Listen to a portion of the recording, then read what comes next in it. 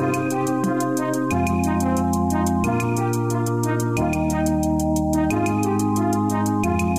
David Pakman Show at davidpakman.com.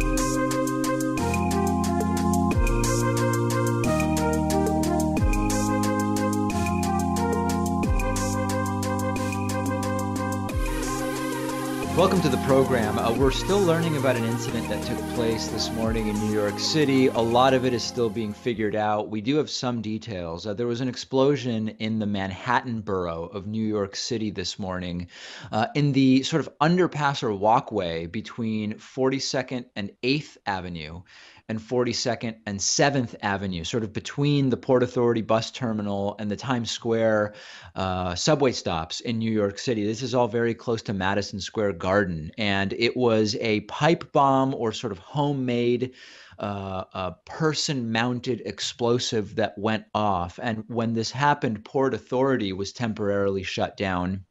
And for people who are not familiar with this part of New York City or Manhattan or New York City in general, you have in Manhattan two major subway and transit stops. One is 8th Avenue and 42nd Street. And 42nd Street, of course, indicative of sort of like the north-south location in Manhattan, 8th Avenue to the west of 7th Avenue.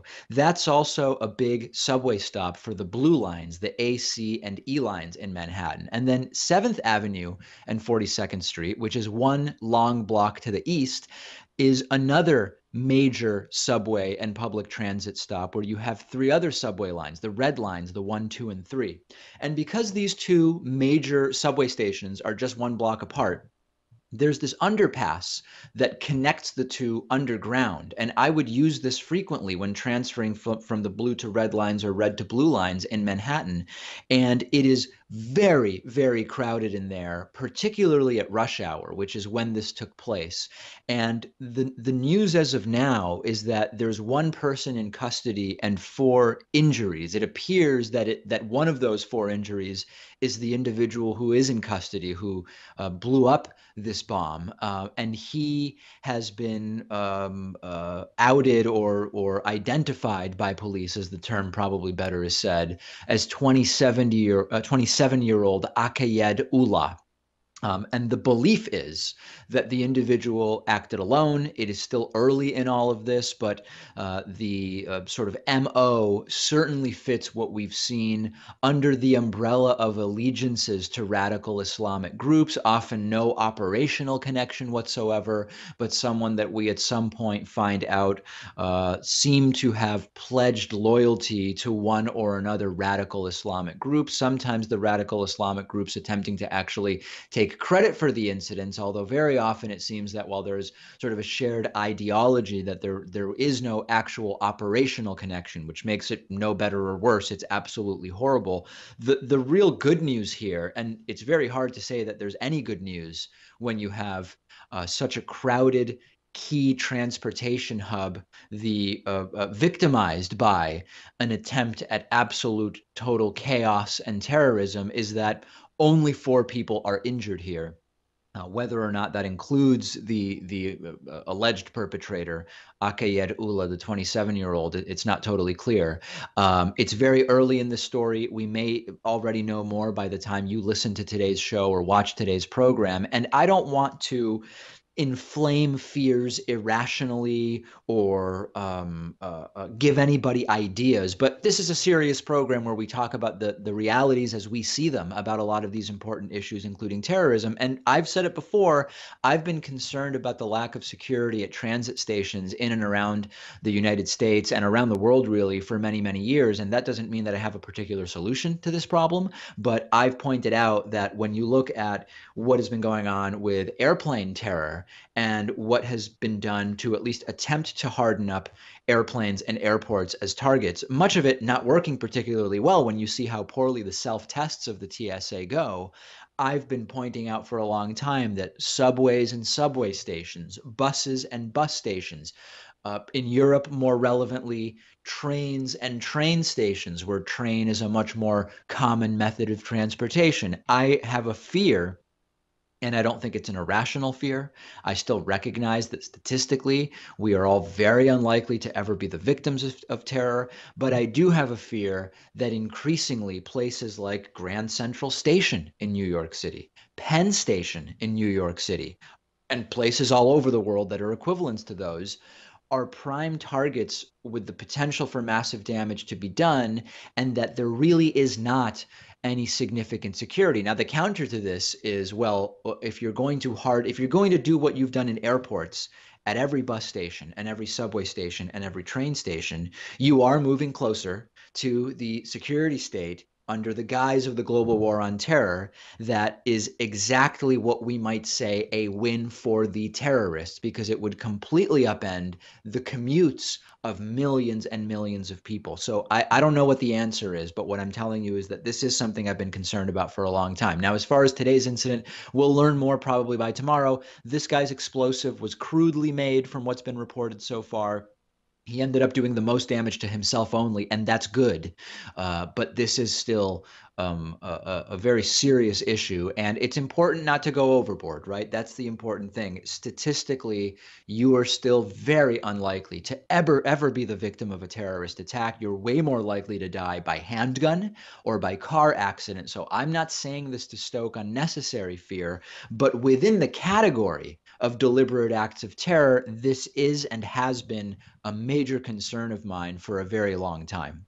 I've talked before about this strain of the so-called left that's very misguided, very much wrong on a number of issues, and they fall under the umbrella. It's sort of like this is a crude term, but it's sort of like a Leninist left. There are a few flashpoint issues for this strain of the left that seem to correlate or at least unite them. And some of the hot button issues for this, I don't know if the Leninist left is the right term to use, but some of the flashpoints are defending Russia and Vladimir Putin at seemingly any opportunity, and this includes in the context of suspected collusion between Trump and Russia, criticizing Israel at any opportunity, and defending the Chavez-Maduro regimes of Venezuela at any opportunity. That's sort of a package of issues on which we see this strain of the left come out. Today, I'm going to talk about one of those issues, and that's Venezuela, an issue I've talked about many times before. There's a strain of the left that when it comes to Venezuela seems to revere strongman dictator, the late Hugo Chavez, as some kind of progressive populist hero. And they also often prop up the current Venezuelan president, Nicolas Maduro, as more or less the same thing, right? They paint Maduro as a true leftist populist leader, hero of sorts. They paint the opposition in total as everything from straight up terrorists to US-backed AstroTurf. And for me, the primary issue is that Venezuela under Maduro is not a democracy. Criticisms of the opposition can be fair, they can be unfair, they can be accurate or distorted.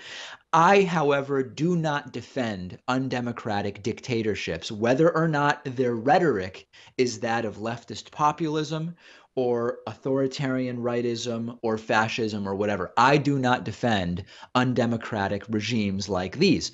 And we now have another point of data. Why am I even talking about this today? The reason I'm talking about it is that there is major news out of Venezuela.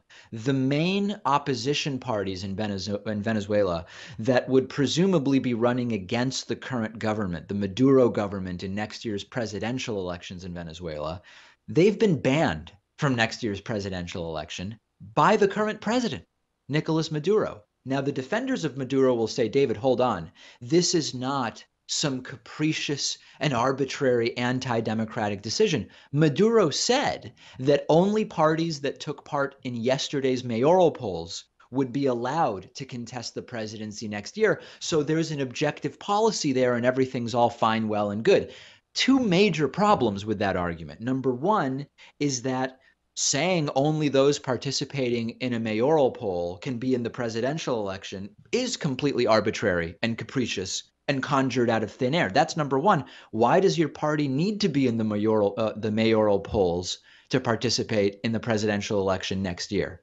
And number two, many of these parties, including Justice First, including Popular Will, including Democratic Action, they weren't in yesterday's mayoral polls to begin with, not because they aren't involved in Venezuelan politics, not because they don't care about the future of Venezuela. They weren't involved yesterday because they were actively boycotting those elections because they believe that the entire system and election is biased to begin with, right? But with everything in Venezuela, and really you could apply this to a lot of South American countries, everything has multiple aims. There are multiple levels on which these strongman dictatorships operate. Maduro doesn't want the opposition in the presidential election, so that part is very easy to see. You say, hey, if you weren't in yesterday's mayoral polls, you can't participate in next year's presidential election, which helps him maintain power.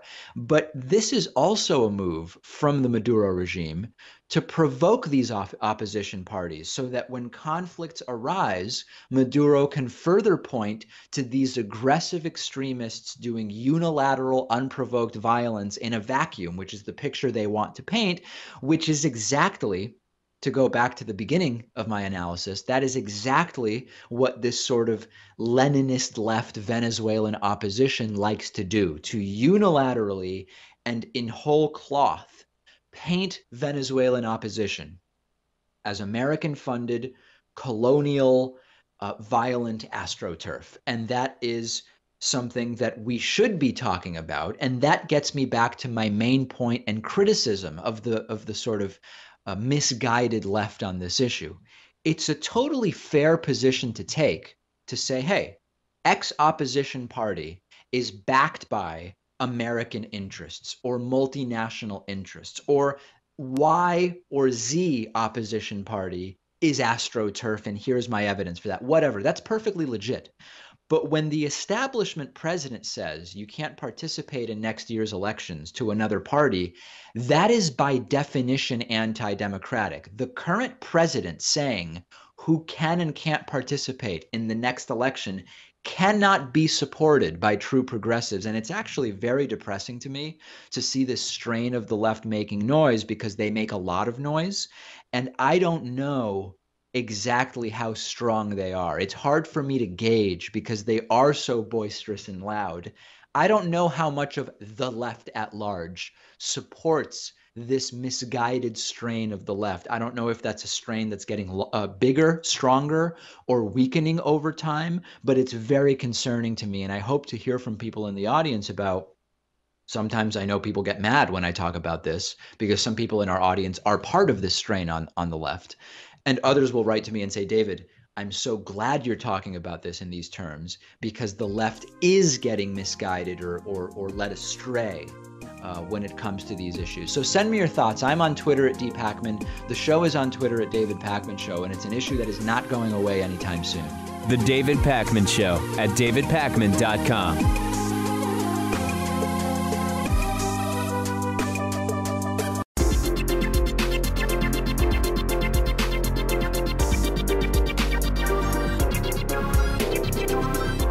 The David Pakman Show at davidpakman.com.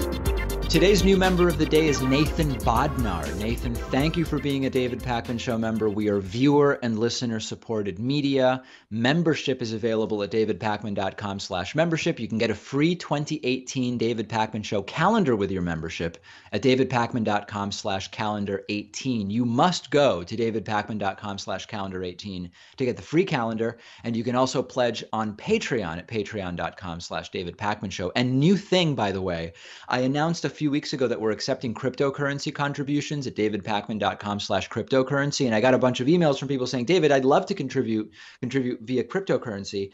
I just don't know how to even put some money into Bitcoin or anything like that. You can now go to davidpakman.com/Coinbase, which will redirect you to Coinbase through our affiliate link. If you buy or transfer $100 worth of Bitcoin, you'll get a $10 bonus. We'll get a $10 bonus. And you will then also have a tool with which you can buy, sell, and transfer cryptocurrency. So that's a new thing that is available to you. Okay, I've got to address what is really a horrible issue that surfaced with Patreon over the last 5 days, and it's killing us. I have no other way to say it. I'm not going to sugarcoat it. It is killing us. For people who don't know, Patreon is a platform on which we launched in early April of 2017 in response to YouTube's demonetization. When you go to patreon.com/David Pakman Show, you see that we have, at this point, over 2,000 patrons who pledge anywhere from $1 all the way up to no upper limit per month. And that is in support of the program. It's one of the bigger funding sources of the program now that we've grown this over the last 7 or 8 months. The problem is that at November's end, we had nearly 2,200 Patreon contributors. And Patreon, a few days ago, restructured how their fees work. The way it worked before this restructuring is that people would make a contribution to Patreon, and Patreon would take a piece of that. That's their fee for running the platform. And then there would also be payment processing fees. And we would end up, as the creators, with anywhere between 92 and 96 or so % of each person's pledge, depending on a number of factors. How are they funding their pledge? What's the size of their pledge, etc. So a few days ago, Patreon communicated to everybody, to creators and to patrons alike, that they've restructured their fees. The good news of the restructuring was that we as the creators would end up getting 95% of all contributions, period. There wouldn't be this variability where we might end up with less or maybe a little more. We would end up with 95 cents from every dollar that's pledged.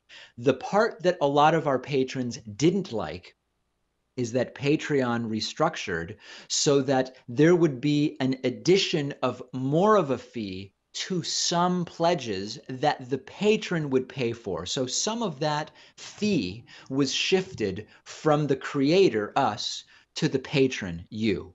And it was not communicated in a good way. In reality, we're talking for most pledges of a tiny statistical change, but people understandably didn't like it. This is a major mistake that Patreon made, and I've been in touch with them, and they've told me, we recognize that we did not communicate this in a good way. We recognize that you're hurting. And the problem is, as you can see when you look at patreon.com/David Pakman Show, is that it's hurting us a lot. We have lost about 150 patrons, and people are contacting me saying, David, I can no longer support you on Patreon after the decision that they made. So I want to say a few things about this because it's really affecting us, and I don't want this to further drag us down. Number one, this is a small change for most pledges, okay? If you want to be supporting us, big picture over the course of a year, this is not changing by too much anything, okay? It was communicated poorly. It may not be the best policy, but big picture for most pledges, it's not a big difference. So that's number one. And I would encourage you to consider repledging on Patreon because we really do increasingly depend on that money, okay? But number two, if you're going to cancel from Patreon, I totally respect your decision, but please, please, please don't punish us and come over to membership and recreate your support on our website, okay? If you do choose to move your Patreon pledge over to membership, we control that platform 100%. There's no platform fee. All we pay in fees is 30 cents plus 2.9%. That's exactly what we pay, and we keep everything else from the pledges, from the membership payments that come in. So I get it, right? I respect that you as an activist might say, I want to communicate to Patreon that they are wrong. I'm cutting my pledge so that Patreon doesn't get a piece of it anymore. That's fine. But I would encourage you to go over to davidpakman.com/membership and move your support there, because I believe that most of you, maybe some of you do want to punish us, but most of you don't want to punish the David Pakman Show. And if you were doing just a couple of bucks on Patreon and you don't want to do the $6 a month membership, which is the cheapest one on our website, no problem. There's a coupon code, which is I voted 17, which will drop your monthly cost to just $3.60 per month, which is really quite reasonable. You'll get a lot of great membership perks. And lastly, you can also get a free 2018 calendar. The calendar looks fantastic. You can go to davidpakman.com/calendar18. You can get the calendar for free with a new yearly membership. Can't use the coupon code though. If you pay full price for a yearly, you can get a free calendar, or you can also get just the calendar. All right. And the calendar looks really, really great this year. So bottom line, I understand the frustration with Patreon. I think that this was a boneheaded PR move by them, even if financially it's not a big change for really anybody. But please don't punish us, and consider bringing your support over to membership, so that we can continue doing everything that we're doing. And by the way, I've been talking about how when we get to 2,250 Patreon contributors, we're going to do a multi-part critical thinking mini-series for you. It is looking really good already. I saw the sort of introductory animation that is going to be part of that mini-series, and also we're finishing up the bullet points and talking the topics for that series. It's going to be really, really good, and we still want to do that, okay? So please continue supporting us, because it really is allowing us to push back against YouTube's demonetization and do a lot of really great new content for you. So that's the story there for everybody who's been emailing me about it. Tomorrow is Election Day in Alabama. Voters have the option of choosing Roy Moore, the Republican serial child sex assault alleged assaulter, who previously said that the First Amendment applies only to Christians, who was banned from a mall for being too creepy around young girls. That's one option.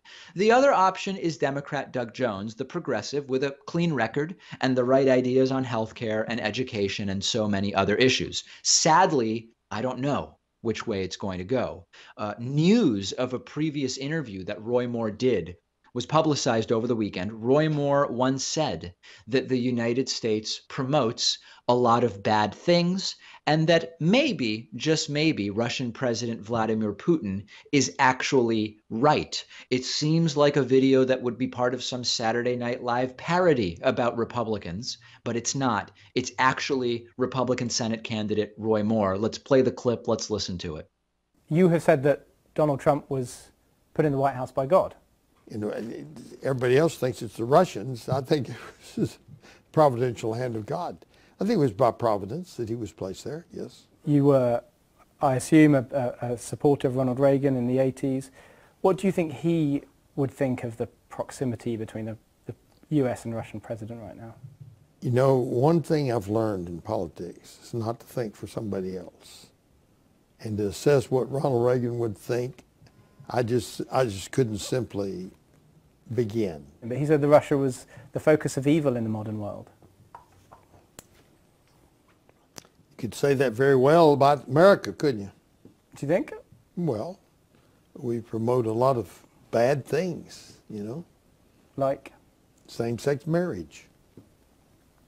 That's the very argument that Vladimir Putin makes. Well, then maybe Putin is right. Maybe he's more kin to me than I know. I think that that's probably true. I think it's, except I would say Putin and Roy Moore are probably more on the same page than we know, and more on the same page than Republican voters are willing to accept. I saw this hilarious comment online, something like, hey, we knew that the USSR had a Georgia in it, but we didn't know it had an Alabama in it as well. That seems to speak to exactly what it is that's going on here. Another example of a so-called conservative praising Vladimir Putin, criticizing the values of tolerance of the United States. We just keep trying to treat gay people like they're real human beings, and Roy Moore doesn't like it. Can you imagine just for a second, right?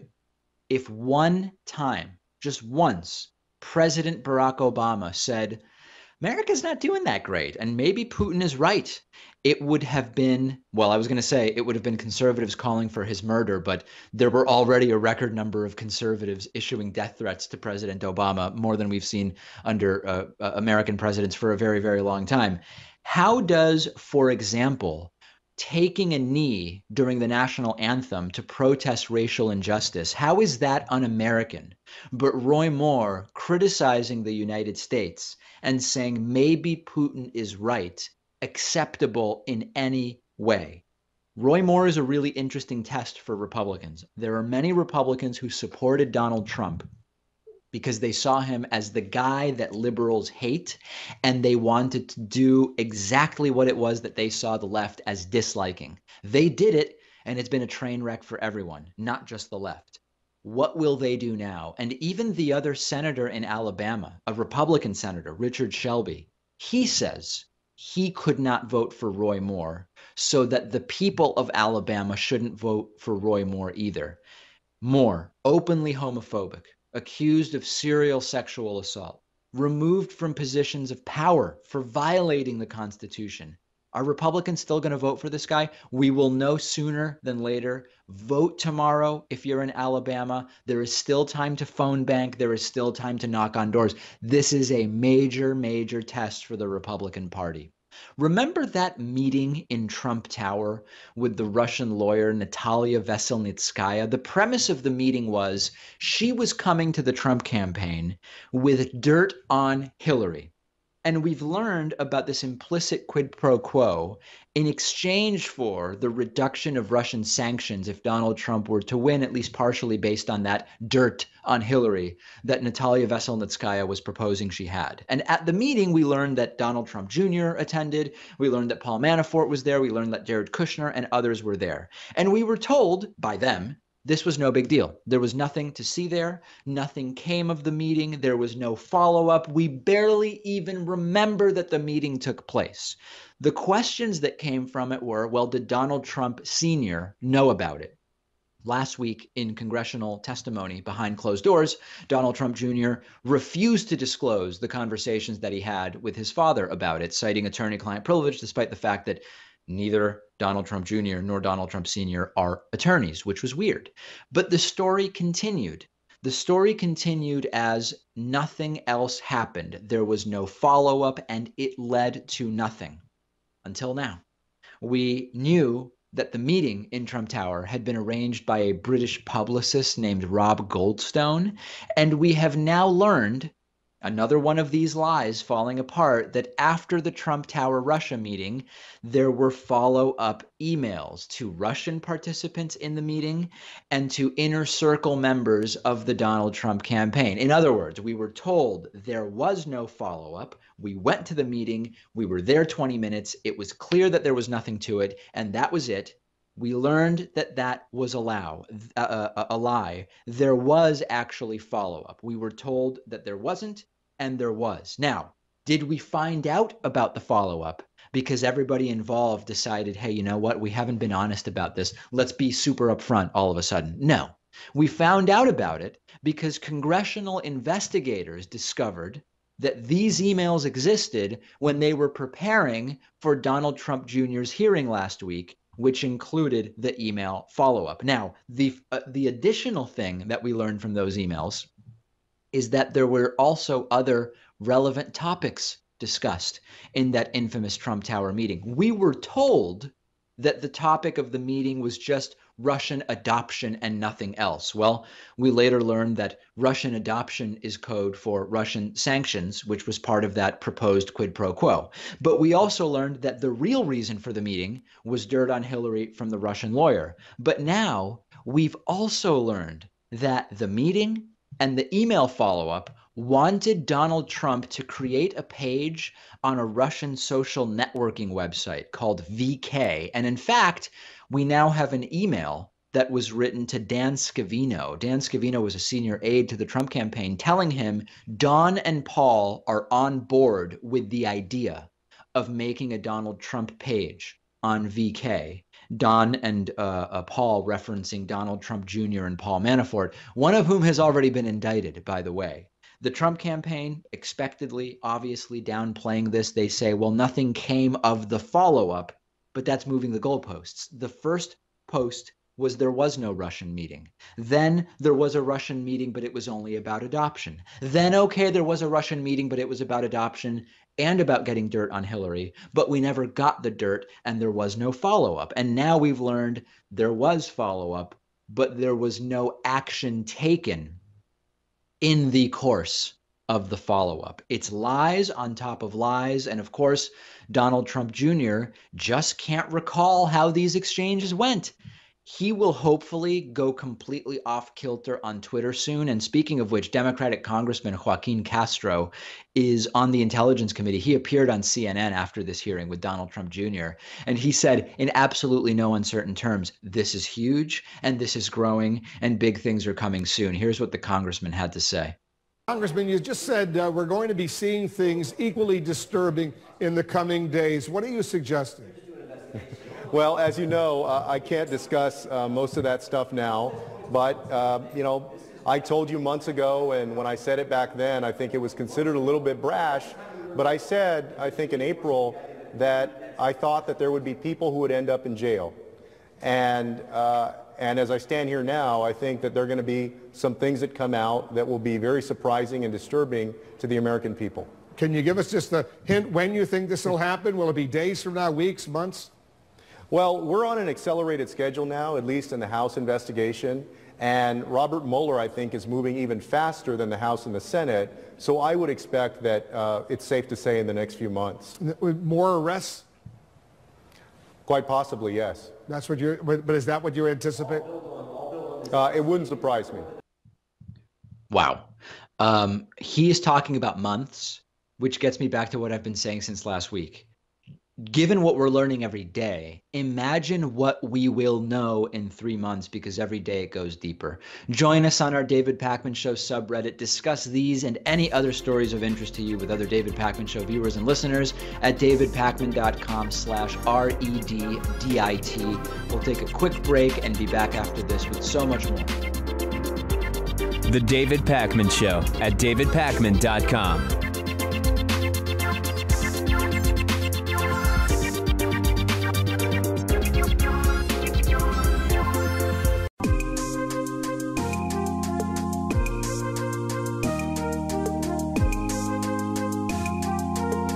Welcome back to the David Pakman Show.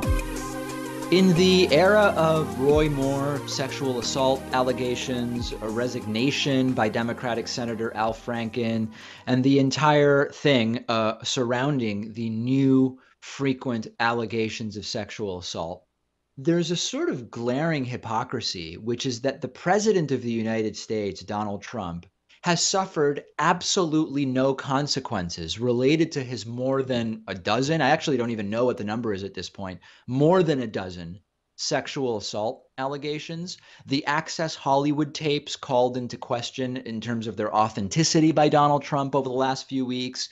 No investigation, nothing. That might change. A number of the women who have publicly accused Donald Trump of sexual assault are getting together to demand a congressional investigation be started into Donald Trump's behavior. Remember that the official position of the White House is that the women, all of Donald Trump's accusers, women who don't know each other, women whose accusations range in time periods over many, many years or even decades, the White House's position on all of those allegations is that the women are simply lying. Will this coalescing of some of these accusers lead to anything?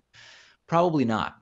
I wish I could be more optimistic, but more than likely, this is something that will lead to Press Secretary Sarah Huckabee Sanders expressing that she's offended and indignation at the mere suggestion that Donald Trump would ever sexually harass anyone, despite the fact that his own ex-wife accused him of rape.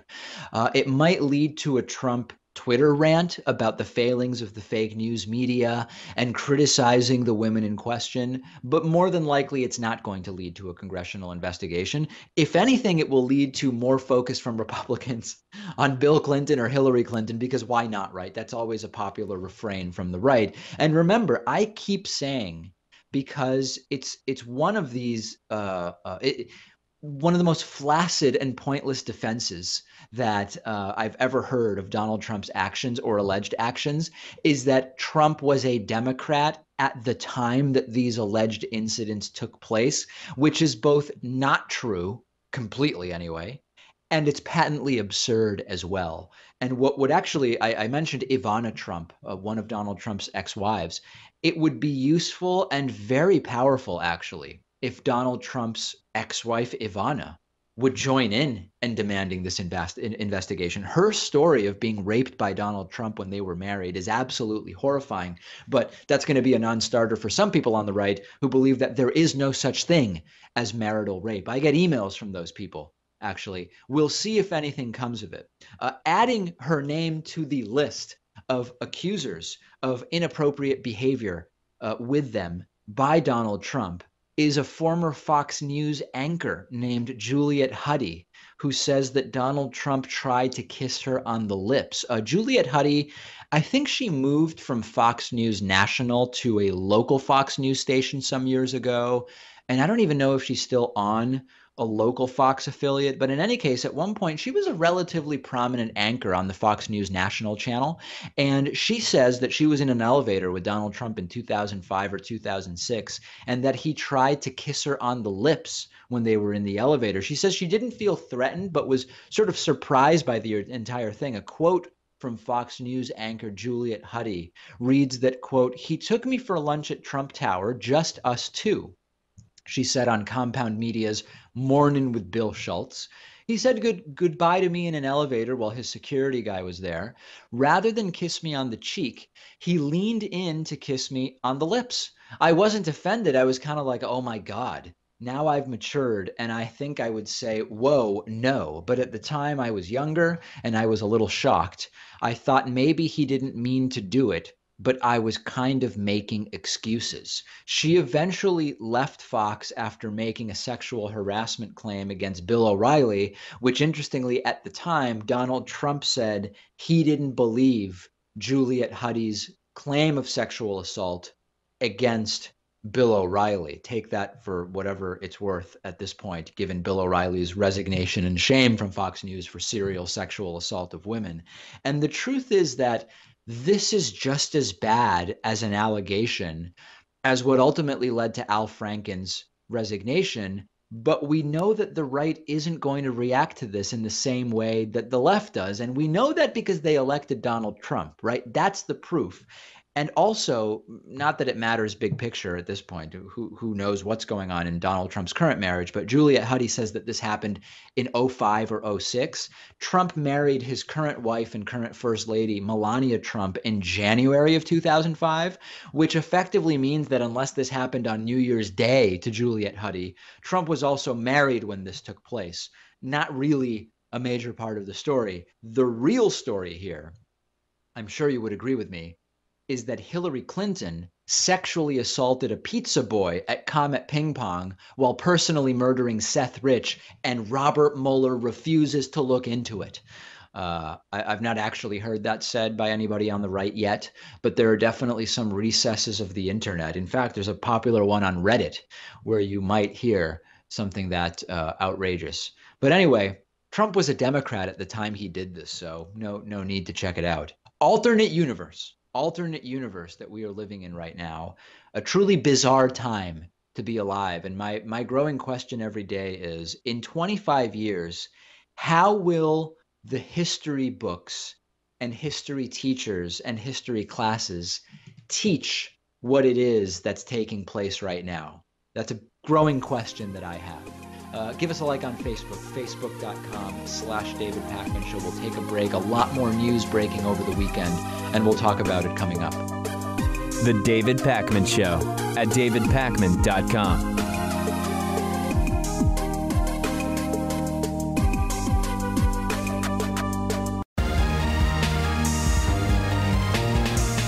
The David Pakman Show at davidpakman.com.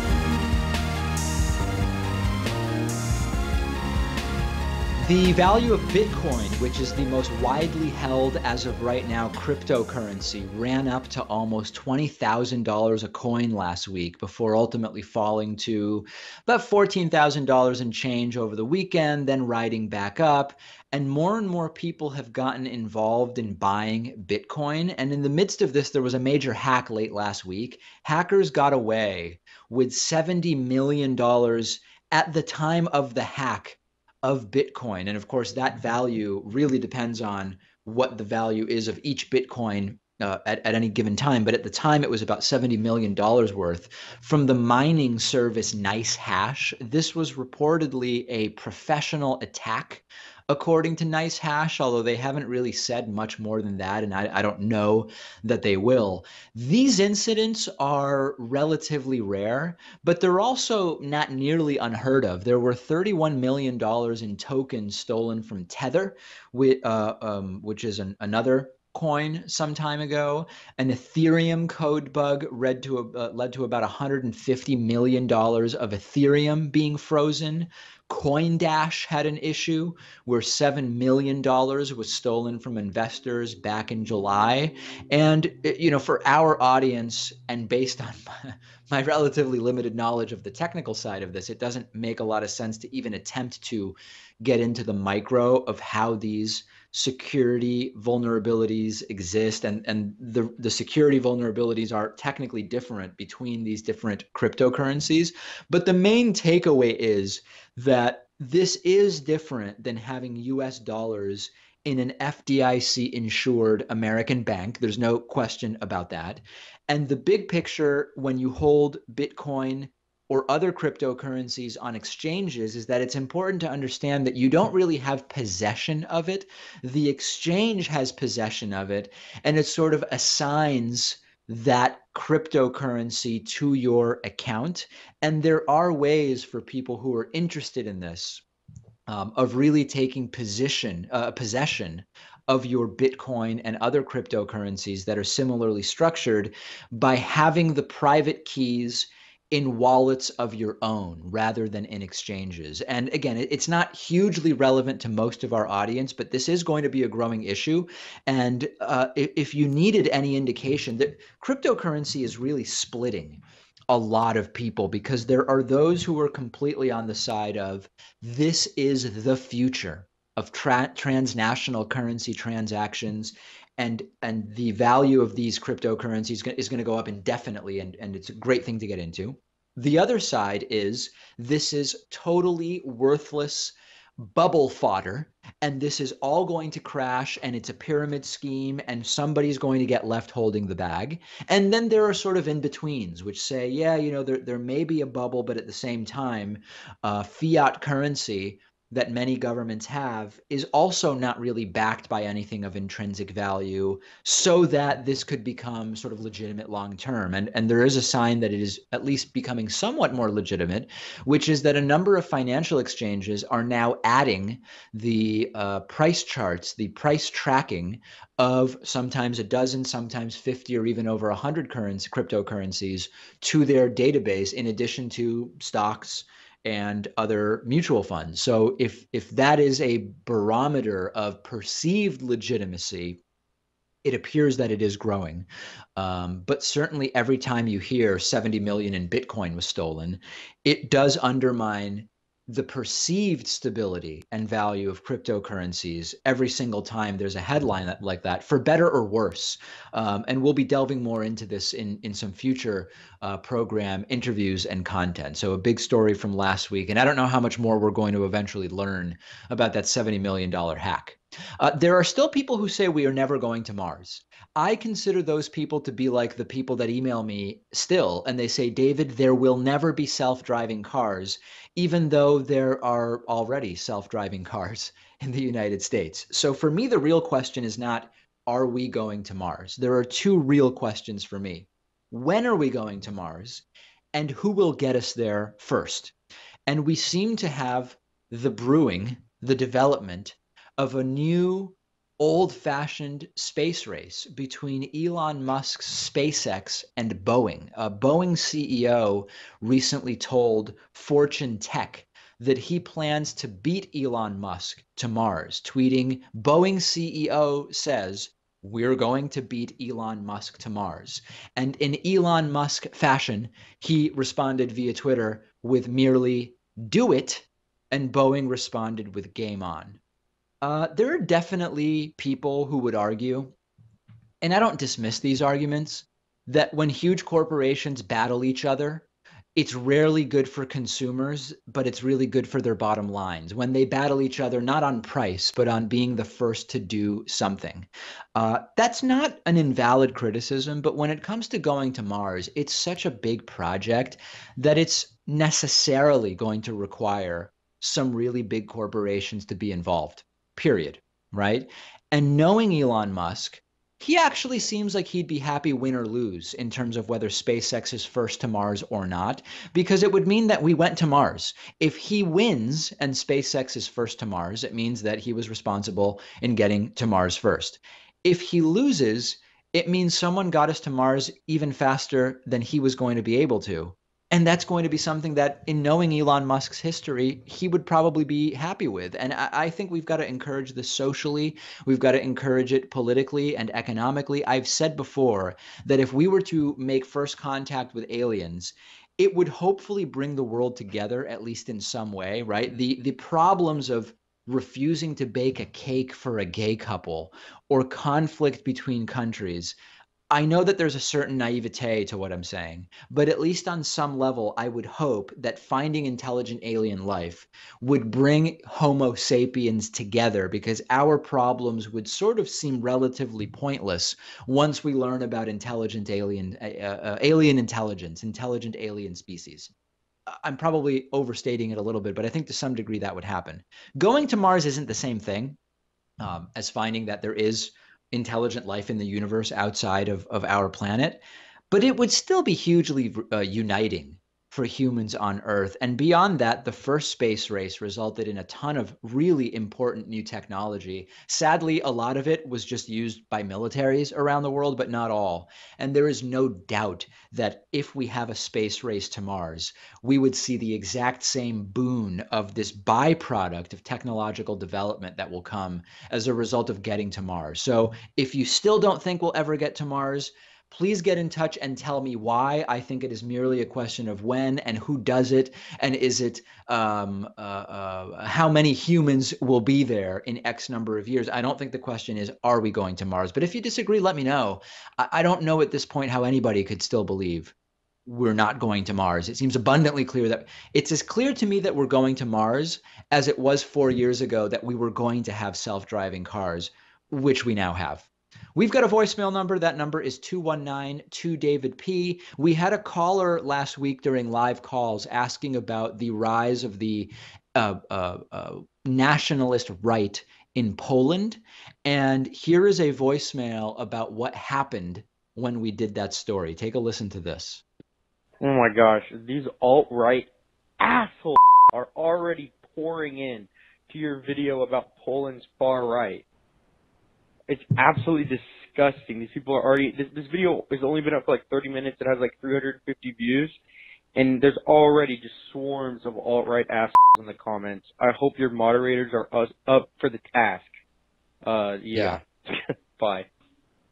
It's just par for the course. Yeah. I mean, anytime we talk about, there are certain hot button issues where when the YouTube clip publishes, it just gets totally brigaded by some combination of alt-rightists, white nationalists, nationalist extremists. It's a nightmare, and it's par for the course. We're going to keep talking about these issues. We've been talking about it in the United States. We've been talking about it in Europe, and it's just what we have to do. And the sad reality of it is that we get so many comments on YouTube that we just can't police every comment. If I or any of the other moderators see comments that are spam, right, like links to people's affiliate programs that have nothing to do with our content, or obviously offensive or hateful content, we'll just delete it. But by and large, there's very little moderation because we're getting thousands of comments a day, literally thousands of comments a day on our YouTube channel.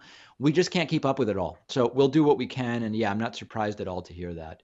On today's bonus show, select Boston Lyft passengers are already getting rides in self-driving cars. We will talk about a very interesting analysis that shows that Google Street View can predict the racial and political orientation, the race and political orientation of neighborhoods based on the vehicles in the neighborhood.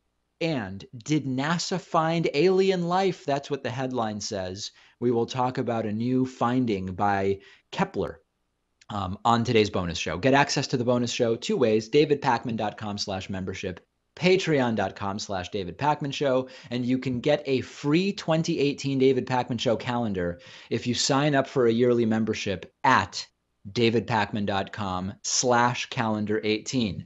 Please be aware that you can't get the free calendar with a monthly membership because we could end up losing money. We're trying to raise money for the show, not lose money. And you can't get the free calendar if you get a discounted membership. Okay, for it to make sense mathematically and economically for us, to get the free calendar, you've got to go to davidpakman.com/calendar18, use the link there, and it's a full price membership, okay? And if you are an existing member or patron, you can keep what you have if you want and get the calendar at a discount. We've announced that discount code a number of times on the bonus show and on Patreon and in an email blast to all of our members. So stick with what you have if you want and just get the discounted calendar, usually the most economically sensible way to go about it. All right, we'll talk to you on today's bonus show.